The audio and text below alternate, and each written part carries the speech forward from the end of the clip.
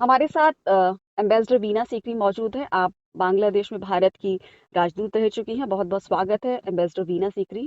शुक्रिया जी, शुक्रिया जी। तो मैं आपसे समझना चाहूंगी कि जब हम भारत और बांग्लादेश के संबंधों की बात करते हैं तो कौन सी ऐसी बातें हैं जिसमें कूटनीतिक स्तर पर भारत काफी ऊपर है, क्योंकि कई लेवल पर जिस तरह कहा जाता है, चाहे फूड सिक्योरिटी की बात हो बांग्लादेश के लिए, चाहे एनर्जी सेक्टर की बात हो, चाहे रिवर ट्रीटी की बात हो, भारत ने हमेशा सहयोग दिया। देखिए, बात ये है कि हमारी जो इच्छा है, भारत की तरफ से की जो इच्छा है, हमने हमेशा यही ख्याल रखा है कि भारत और बांग्लादेश के रिश्ते जो हैं वो म्यूचुअली बेनिफिशियल होने चाहिए, दोनों के लिए फायदेमंद होने चाहिए। और इसलिए हर एक चीज जो है, ट्रेड हो या कनेक्टिविटी हो या इंसर्जेंट ग्रुप्स की बात हो, तो हमेशा ऐसा सोल्यूशन निकालना चाहिए, ऐसा रिजल्ट नतीजा होना चाहिए कि दोनों के लिए फायदेमंद हो और दोनों इसे स्वीकार करें।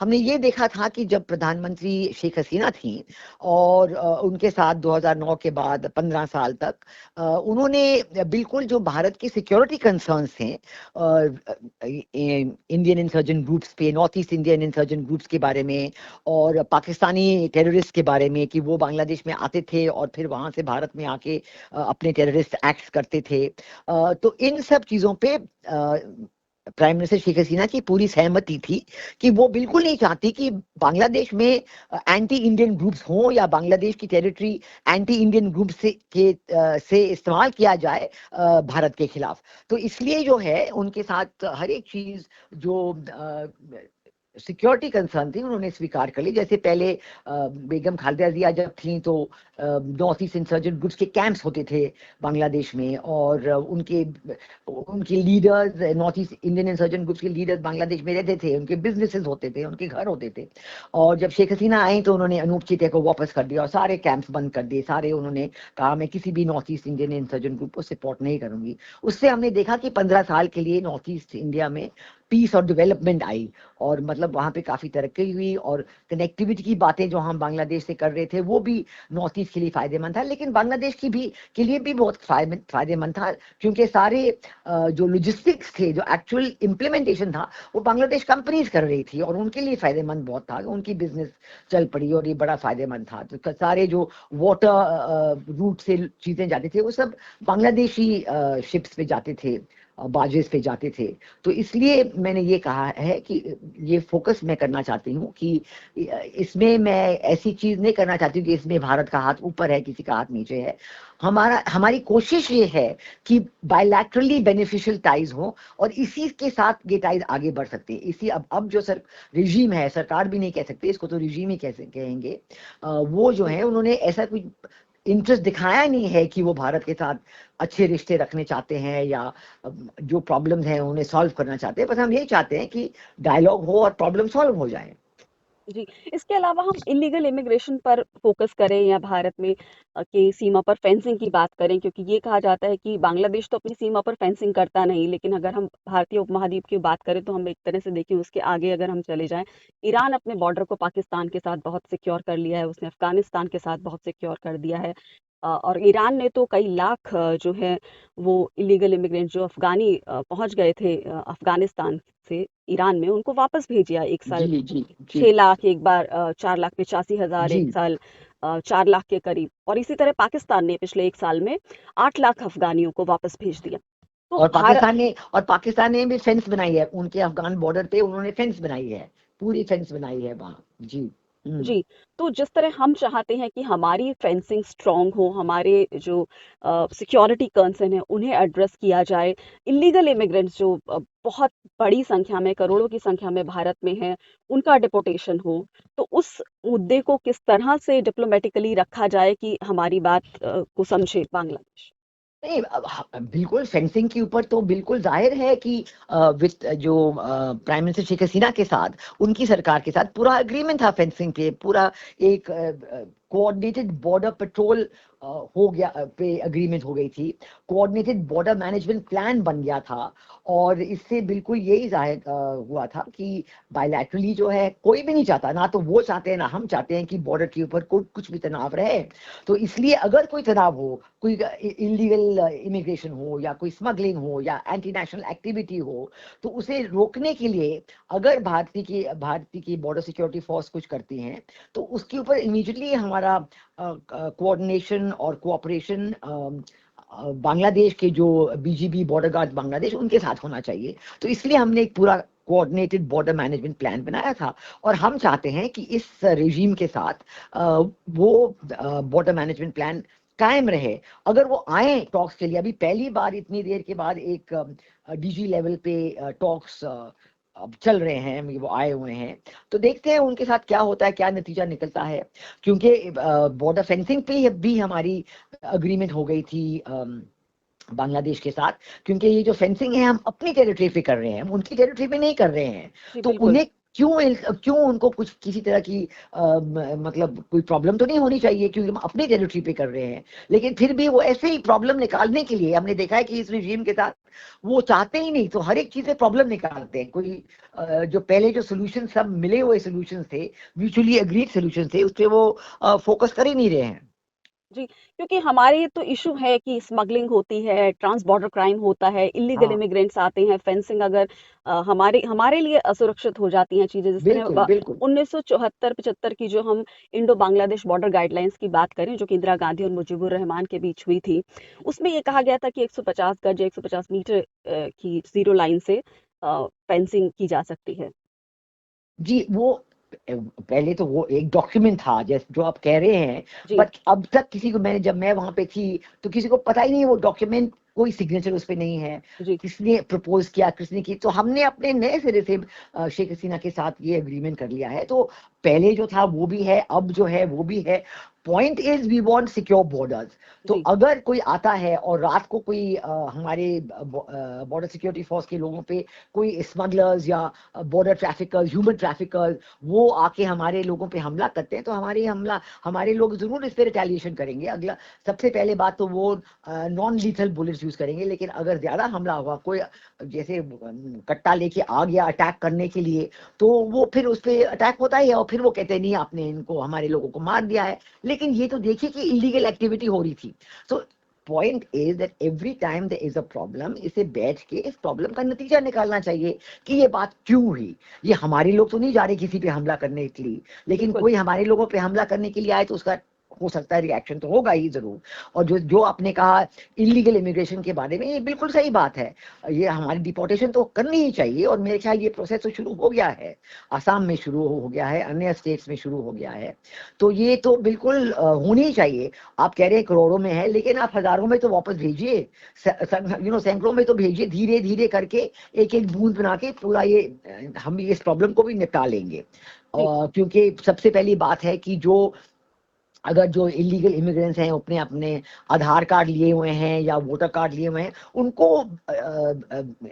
फेक डिक्लेयर करके ये सही बताना चाहिए कि ये लोग हमारे नागरिक नहीं है, ये रह रहे हैं यहाँ पे, हम धीरे धीरे इनको डिपोर्ट करेंगे। That is the question. तो ये फेक कार्ड जो है, ये इनको सब एलिमिनेट करना चाहिए। जी, उस ये पर तो हम हमारी प्लानिंग ऐसी होनी चाहिए कि सबसे पहले जो इनके पास डॉक्यूमेंटेशन है, अगर वो फेक है, तो वो आप आइडेंटिफाई कीजिए ये फेक है, वोटर कार्ड फेक है, आधार कार्ड फेक है। वो आप आइडेंटिफाई करेंगे कि फेक है, तो फिर जी बिल्कुल। सीधा पता चल गया कि ये नागरिक नहीं है भारत के। हाँ, उस पर तो सरकार हमारे यहाँ काम कर ही रही है, जी प्रशासन भी काम कर रहा जी है, और जिस तरह से बिल्कुल। 35 साल पुराना भी एक बांग्लादेशी महाराष्ट्र में था, उसको भी पकड़ लिया। जी तो वो जी तरीके हैं, क्योंकि ये ऐप इस तरह की इस्तेमाल करते हैं जो कि भारत में बैन है। दूसरा सबसे इम्पोर्टेंट पॉइंट मुझे जो लगता है कि ये घुसपैठिए जब भारत में आते हैं तो ये उन पोस्ट से भी गुजरते हैं जहाँ बांग्लादेश बॉर्डर गार्ड्स के लोग जी बैठे हैं। तो वो वहाँ क्यों नहीं रोकते? जब वहां से वो गुजर के जा रहे होते हैं, या जब स्मगलिंग हो रही होती है, या जब जी, ट्रांस जी, बॉर्डर बिल्कुल, क्राइम होता है। बिल्कुल। नहीं, सबसे पहले तो बात तो यही है, हम उनसे यही कह रहे हैं कि हमारी ये कोऑर्डिनेटेड बॉर्डर मैनेजमेंट प्लान ऐसे होना चाहिए कि कोई भी घुसपैठिया वहां से नहीं आए। और अगर वो आ रहे हैं उनकी उनके परमिशन के साथ आ रहे हैं तो ये तो गलत बात है।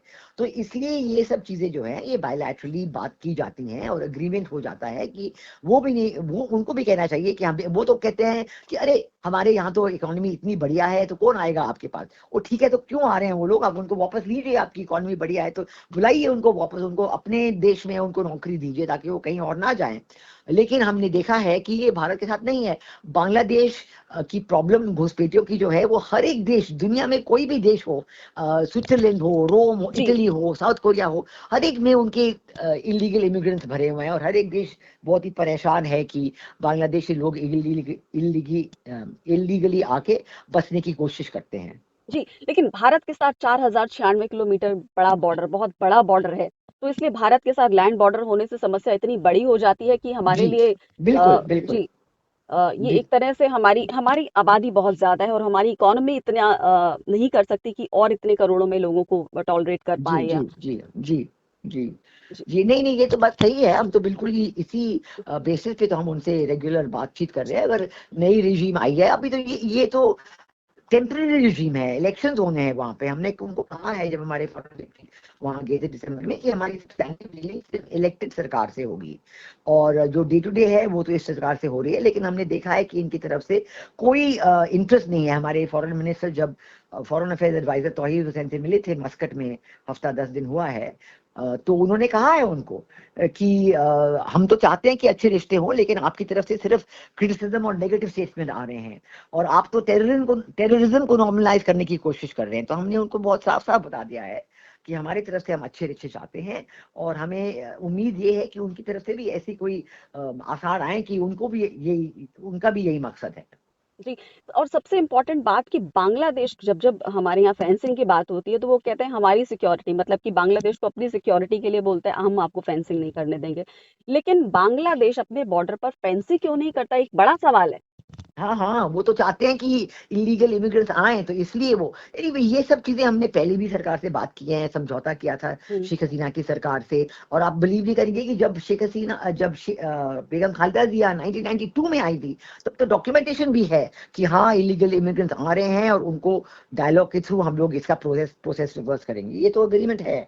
तो उम्मीद है कि ये सब प्रॉब्लम सॉल्व हो जाएंगे। ठीक है। कौन-कौन से ओके। ऐसे, आप अंत में हमें बताएं, बिंदु जिसके जरिए डिप्लोमेटिक लेवल पर बांग्लादेश को इस बात के लिए मना लिया जाए या कन्विंस कर लिया जाए कि ये आपकी अवैध घुसपैठी हैं, ये यहाँ पर आ रहे हैं, हमारी फेंसिंग मजबूत करने की हमारी ज़रूरत है, क्योंकि जैसे भारत के सब कॉन्टिनेंट, इंडियन सब कॉन्टिनेंट के आसपास बाकी देश भी कर रहे हैं, हमें भी अपनी सीमा मजबूत करने का जो इंटरनेशनली ग्लोबली जो प्रैक्टिसेस हैं उसका पूरा अधिकार है। लिहाजा हाँ, ये हाँ, पॉइंट है कि आप अगर अंत में बताना चाहें कि जिन जिन बिंदुओं पर हम बांग्लादेश को इस बात के लिए जोर देकर कहें कि भाई अब आप ले जाइए, हो गया बहुत। बिल्कुल, बिल्कुल। हमने तो उनको यही कहा है, पहले भी कहा है, अब भी कह रहे हैं। और जैसे ये 2 बातें हैं, एक तो फेंसिंग की ऊपर बातचीत चलेगी बांग्लादेश की सरकार के साथ। हमने पहले भी एग्रीमेंट की है पिछली सरकार में। अब ये रेजिम जो आई है वो उनकी कोशिश है सब चीज़ों को रिवर्स कर दे। फिर दोबारा एक नए सिरे से बातचीत करना चाहते हैं। देखिए उनके जो आए हुए हैं, वो देखते हैं। दूसरी बात ये है कि हमारे देश के अंदर जो ये लोग इलीगल डॉक्यूमेंट के साथ बैठे हुए हैं, इनको एक्सपोज़ करना है, इसको कैंसिल करना है, इनको डिसएनफ्रेंचाइज करना है। क्योंकि इनका इंटरेस्ट तो यही है कि हम इलेक्शन में वोट करेंगे क्योंकि हमारे पास वोटर कार्ड है। तो अगर उनका वोटर कार्ड फेक है, राशन कार्ड फेक है, आधार कार्ड, उसको एक्सपोज करना है। तो ये हमारी सारे सरकार, स्टेट गवर्नमेंट, सेंट्रल गवर्नमेंट इकट्ठे काम करके इनको ये आइडेंटिफाई करना है कि ये लोग बिल्कुल भारत के नागरिक नहीं है और इनका कोई अधिकार नहीं है कि वो हमारे इलेक्शंस में वोट करें या कुछ ऐसे करें। दूसरी बात, तीसरी बात, जो ट्रेड वगैरह के ऊपर है, जो भारत की तरफ से सारे जो बांग्लादेश की एक्सपोर्ट आइटम्स हैं उनके लिए रॉ मटेरियल तो भारत से जा रहे हैं। टेक्सटाइल के लिए cotton yarn, man made yarn, textile machinery, ये सब चीजें यहाँ से जाती हैं। तो अगर बांग्लादेश चाहते हैं कि वो अपनी एक्सपोर्ट्स को कायम रखें और अपना export, garment export, other exports कायम रखें, तो जरूर उनको भारत के साथ ट्रेड रिज्यूम करनी चाहिए और जो पहले अच्छे कंडीशंस थे उनको रिज्यूम करने चाहिए। ये सब चीजें हम उनको बता रहे हैं। और जो उनकी तरफ से इतने लोग आते थे मतलब 10 लाख 15 लाख लोग वीजा लेके आते थे, मेडिकल टूरिज्म, पिलग्रिमेज टूरिज्म, और पढ़ाई के वीजा फाड़ लिए, के गायब हो यूनिवर्सिटी। जाते थे। जी, तो वो अब नहीं आ रहे हैं, तो उनको भी तकलीफ तो जरूर है, लेकिन वो लगे हुए हैं इसमें कि हम अपनी ये सब चीजें हम किसी और देश से लेंगे, तो उनको अपनी तरफ से कोशिश करने दीजिए, फिर देखते हैं आगे और क्या होता और अंत में पानी के ऊपर गंगा वाटर ट्रीटी की बात हो जो 2026 के लिए उसकी बात हो रही है, और दूसरा तीस्ता के ऊपर, उसमें हम किस तरह से इस तरह के नेगोशिएशंस करें जो कि एक डिप्लोमेटिक लेवल पर स्ट्रांग हो। है। देखिए, मैं एक कहती हूँ कि ये गंगा वाटर ट्रीटी की जरूर नेगोशिएशन अब होंगी, पूरे साल होंगी, क्योंकि अगले साल वो रिन्यू, उनका वक्त है रिन्यू करने का। और मैंने देखा है कि Ganga water treaty in many ways एक बहुत सक्सेसफुल ट्रीटी है, क्योंकि इतने सालों से, 30 साल से चली आ रही है, कोई कभी भी ऐसी चीज नहीं हुई कि गंगा वाटर ट्रीटी इंप्लीमेंट नहीं हुई। पानी, एक पहला साल जो था वो ड्राउट ईयर था, उसके बाद हर साल जॉइंट मेजरमेंट, जॉइंट वेरिफिकेशन होता है, और उसके बाद वो ट्रीटी कायम है। तो मुझे तो नहीं लगता कि ट्रीटी में कुछ चेंज करने की जरूरत है, रिन्यू करने की जरूरत जरूर है। और मेरा ख्याल है कि जो बातचीत होगी उसके साथ उम्मीद है कि ट्रीटी कायम रहेगी, क्योंकि वेस्ट बंगाल वाले लोग तो कह रहे हैं कि हमें और पानी चाहिए कैलकाटा पोर्ट के रिन्यूअल, उसको करने के लिए, जो कैलकाटा पानी, जी, कैलकाटा पोर्ट को फरक्का यूजेबल नहीं, हाँ, फर्रुखाबाद है, और पानी उनको चाहिए कैलकाटा पोर्ट को यूजेबल रखने के लिए, अदरवाइज सिल्टेशन के साथ वो पोर्ट फिर जी। उसकी डेप्थ और यूजिबिलिटी कम हो जाती है। तो ये पॉइंट हमारे तरफ से जरूर है, उनकी तरफ से वो कहेंगे हमें और पानी चाहिए, ये हो रहा है, वो हो रहा है, लेकिन मुझे तो लगता है कि ये ट्रीटी को वैसे ही रिन्यू करनी चाहिए, वरना तो दोनों तरफ के लिए यही बेहतर है। अब देखते हैं, निगोशिएशन हो रही हैं, आगे देखते हैं। जी, ठीक है। बहुत बहुत ओके, शुक्रिया thank you, ambassador thank you. Veena Sikri हमसे बात करने के लिए और हाँ, विस्तार से जानकारी देने के लिए। शुक्रिया। Thank you, thank you, okay, okay, thank you.